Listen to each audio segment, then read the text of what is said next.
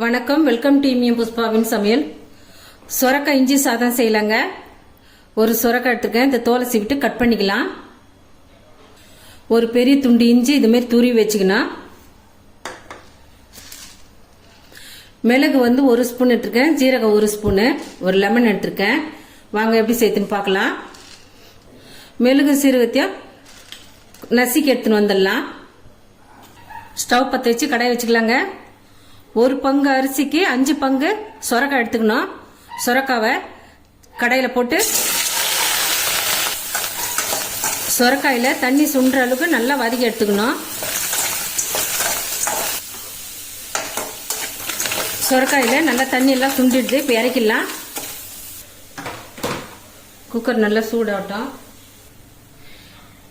ஒரு 2 ஸ்பூன் நெய் ஊற்றிக்கிறேன். ஒரு 2 வெங்காயம் பொடியாக கட் பண்ணி சேர்த்துக்கிறேன்.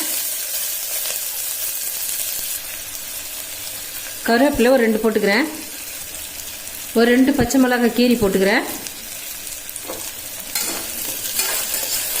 இப்போ இஞ்சி நசுக்கி வச்சிருக்கிறத சேர்த்துக்கிறேங்க.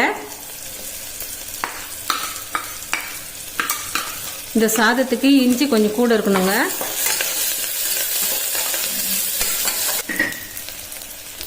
கொஞ்சமாக மஞ்சள் பொடி சேர்த்துக்கிறேன். வெங்காயம் நல்லா வதங்கிடுதுங்க.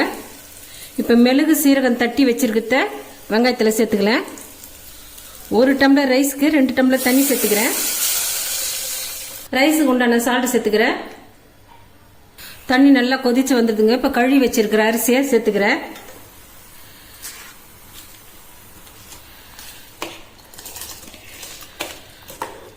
மூடி போட்டு ஒரு 2 விசில் வந்துட்டுங்க. சாதம் 3/4 பாகம் வெந்துடுதுங்க. இப்போ வதக்கி வச்சிருக்கிற சொரக்காயை சாதத்தில் சேர்த்துக்கிறேன்.